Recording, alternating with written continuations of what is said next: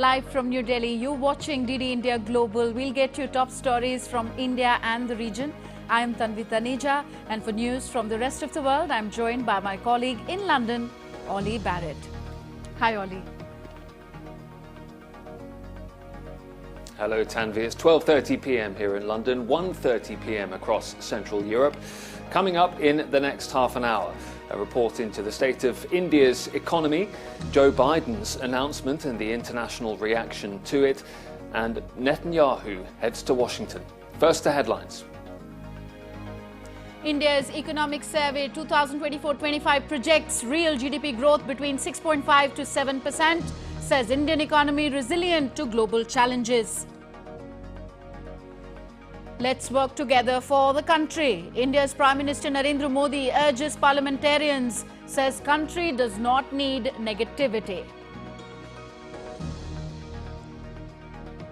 Israeli Prime Minister Benjamin Netanyahu heads to Washington amid tense US-Israeli ties.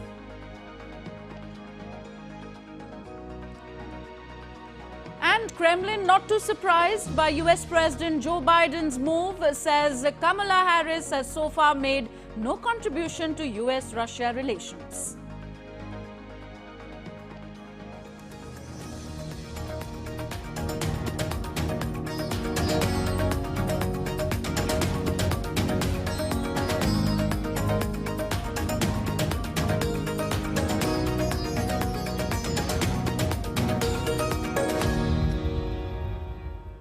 India's Finance Minister Nirmala Sitharaman tabled the Economic Survey 2024 in Lok Sabha, India's lower house of parliament today. The survey projected India's real GDP growing by 8.2% in financial year 2024, exceeding the 8% mark in 3 out of 4 quarters of fiscal year 2024. Global economic growth has been 3.2% in 2023 as per the April World Economic Outlook. Divergent growth patterns have emerged among countries. Gross fixed capital formation increased by 9% in real terms in 2023-24. After averaging 6.7% in fiscal year 2023, retail inflation in the country declined to 5.4% in fiscal year 2024.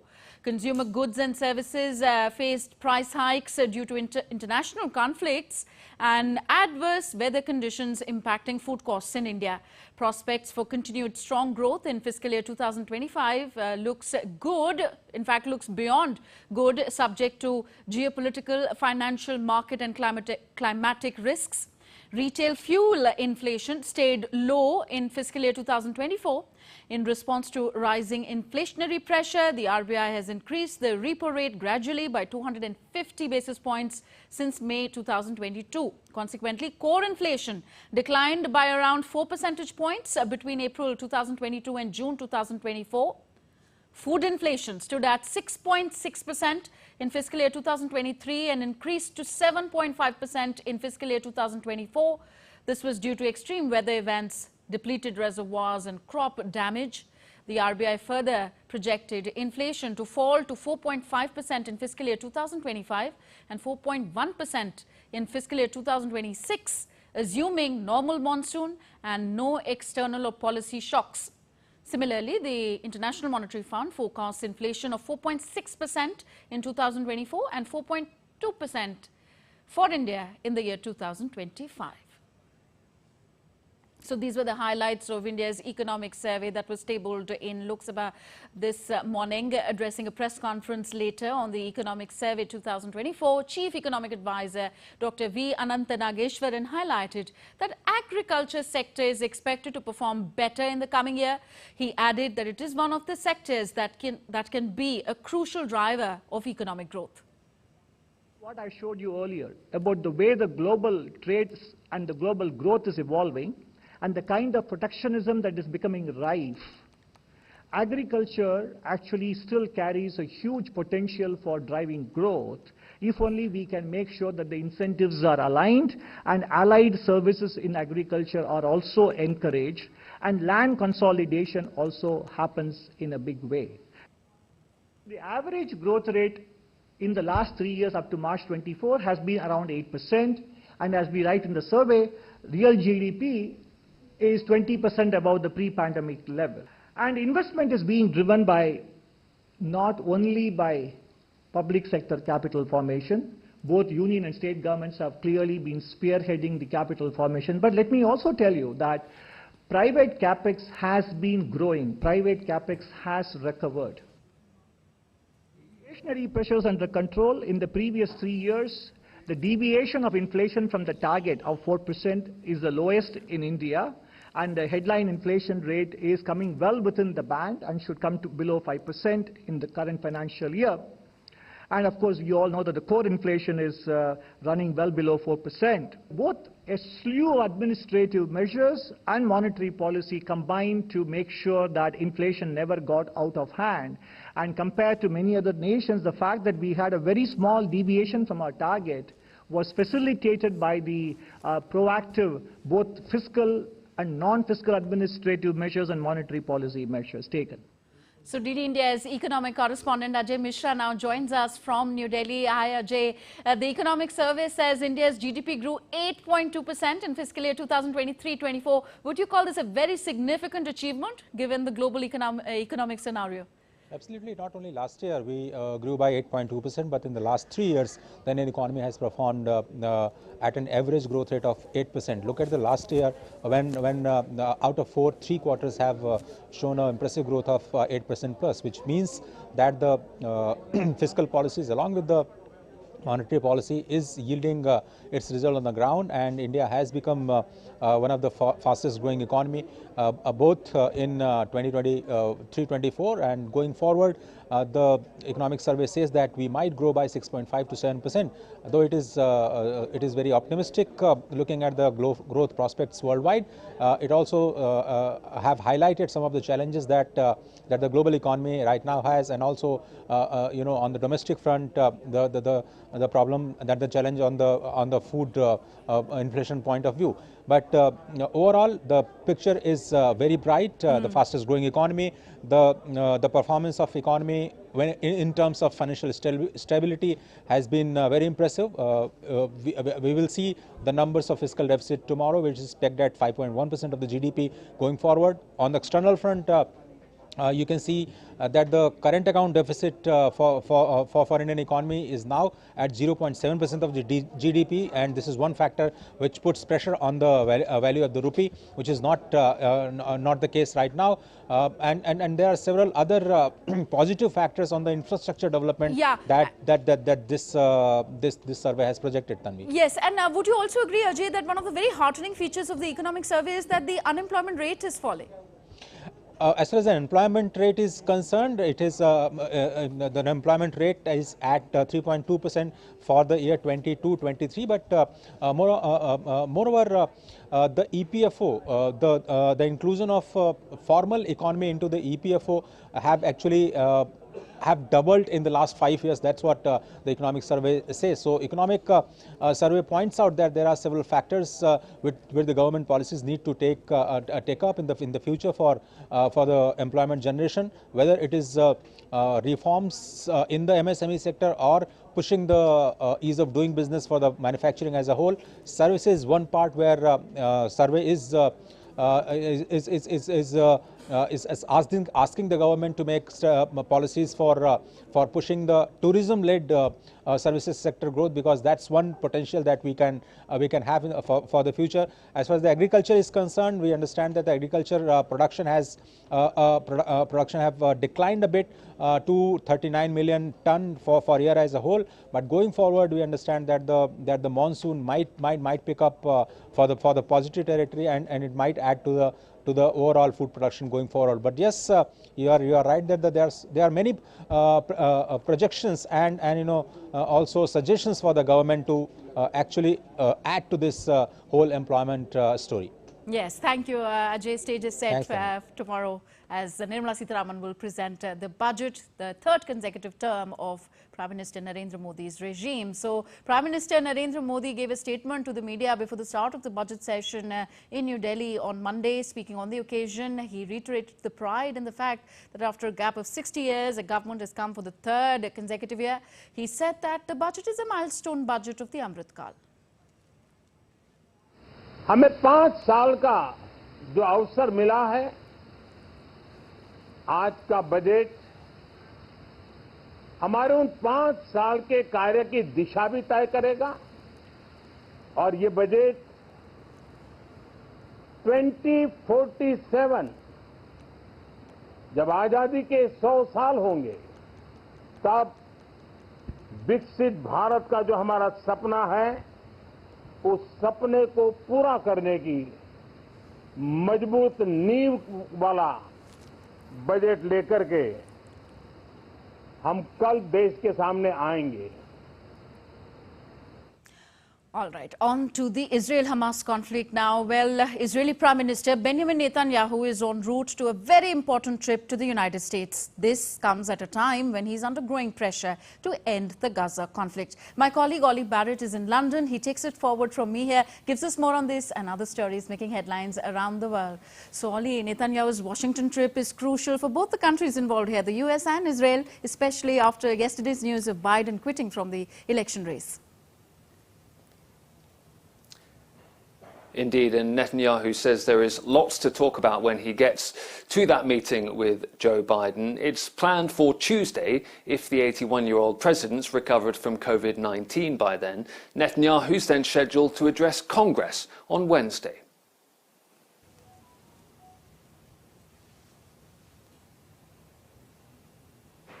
Tell my friends on both sides of the aisle that regardless who the American people choose as their next president, Israel remains America's indispensable and strong ally in the Middle East. I plan to see President Biden.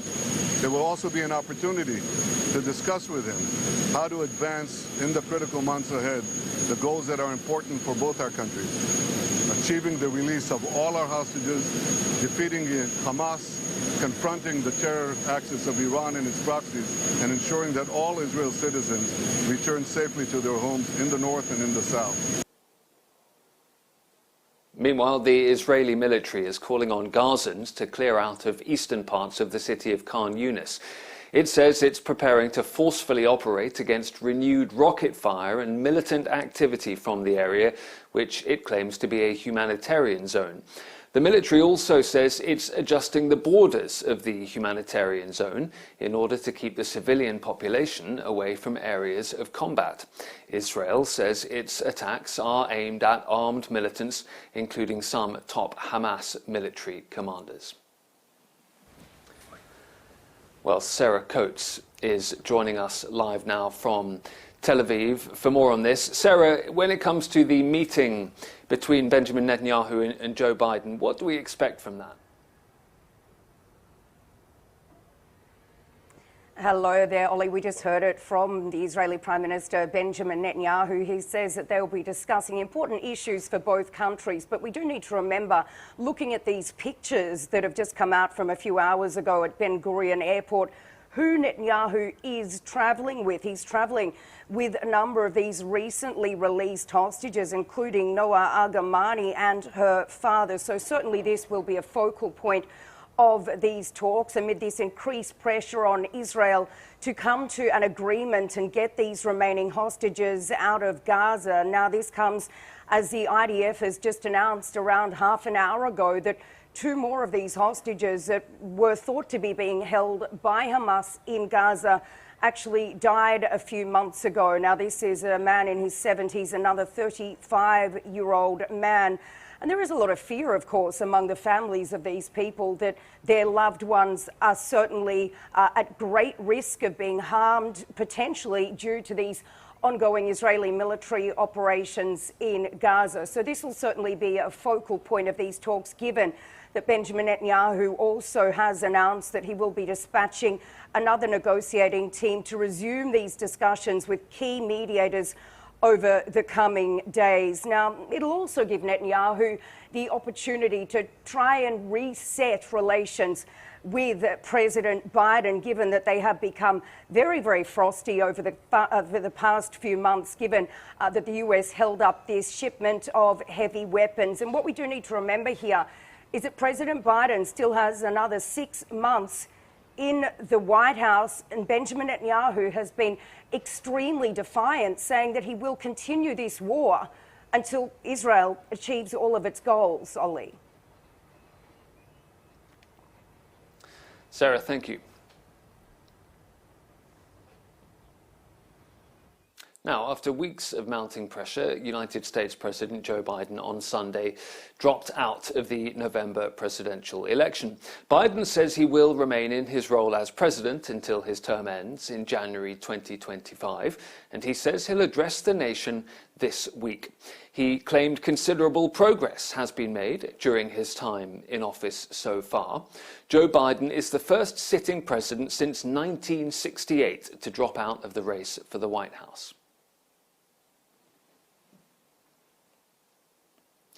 Well, after ending his campaign, President Biden endorsed Vice President Kamala Harris as the presidential nominee for the Democratic Party. Biden's calling on Democrats to come together to beat Republican presidential candidate Donald Trump in the election. Harris would be the first black woman to be a major party candidate for president if confirmed at the Democratic National Convention, which starts on August the 19th.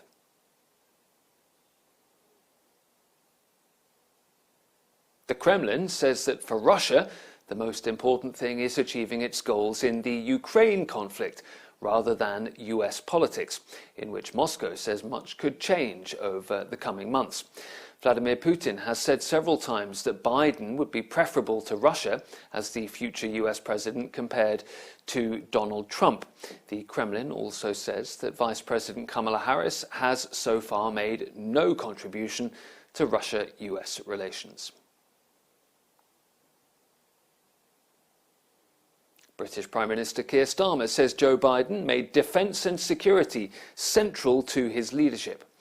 Keir Starmer made the comments at the Farnborough International Air Show in southern England, where he paid tribute to Joe Biden's leadership of this month's NATO summit in the United States.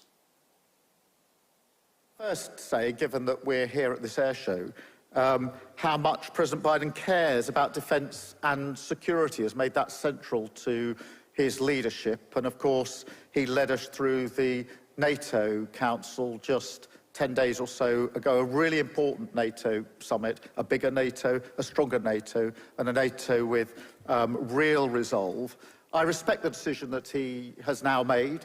Not an easy decision, but a decision that I know that he will have arrived at, taking into account the best interests of the American people, and I look forward to working with him for the remainder of his presidency.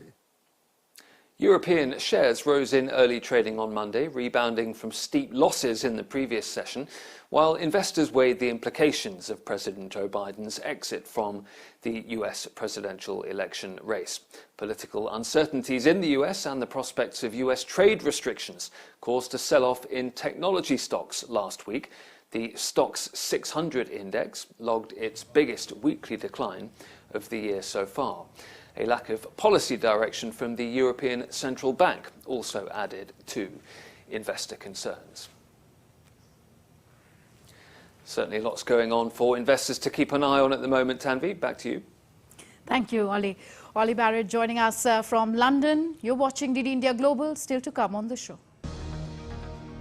Curfews have eased, businesses have resumed in Dhaka after Bangladesh's top court scrapped job quotas on Sunday. And in a strong signal to China, Taiwan begins its preparatory military drills, sends Navy vessels out to sea, aiming to closely mimic actual combat.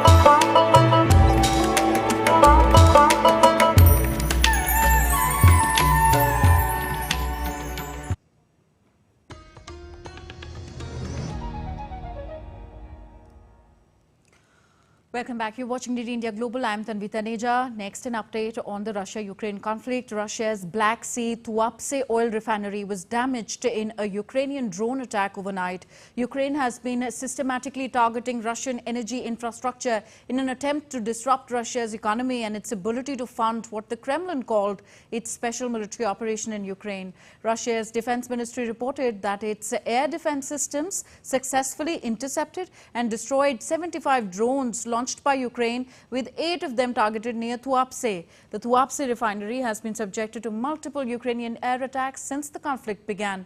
According to the latest update, officials confirmed that the fire resulting from a Ukrainian drone strike on the Tuapse oil refinery has been extinguished. Shifting focus to the Asia-Pacific, Bangladesh appeared calm on Monday after the Supreme Court scrapped some government job quotas on Sunday.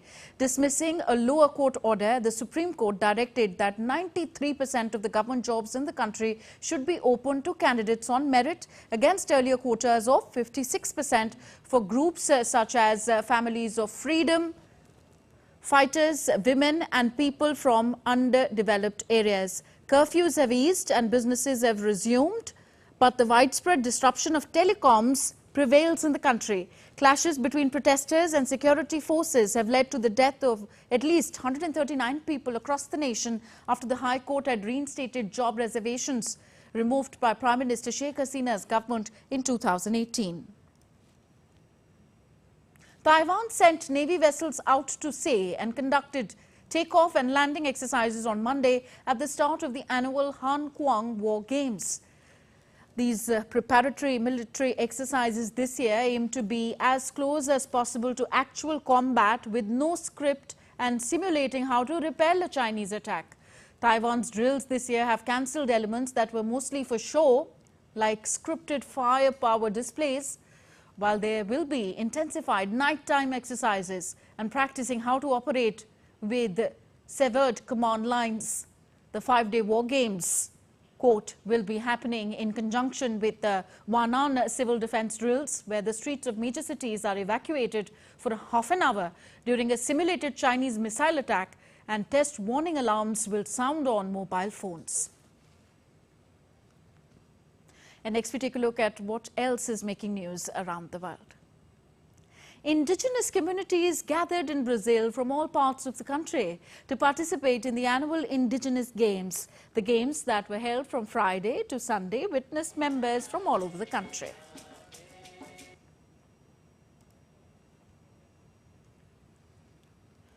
Authorities in Brazil have confirmed elimination of 3 new cases of Newcastle disease, the first case being detected last week. The disease impairs the respiratory system of wild and domesticated birds, leading to their death. Japan is reeling under intense heat wave. The heat wave has caused health risks, power shortages and water restrictions, affecting millions of people and businesses around the island nation. Scorching temperatures were recorded from Kanto to Okinawa, which also marked the beginning of summer vacation for children across the country. The heat is expected to intensify further from Sunday onwards, with predictions indicating that over 200 locations will experience extreme temperatures. Japan's meteorological agency has issued an advisory for the once-in-a-decade heat, noting that it is crucial for the public to take precautions to prevent heat stroke and stay hydrated. Now, with the Olympic Games just days away, the Olympic flame travelled through interesting routes, including the trip through Paris's second most busiest Orly airport, then through the suburbs and also onto the world's longest rowing boat. The relay will culminate with the lighting of the cauldron during the opening ceremony in the host city of Paris.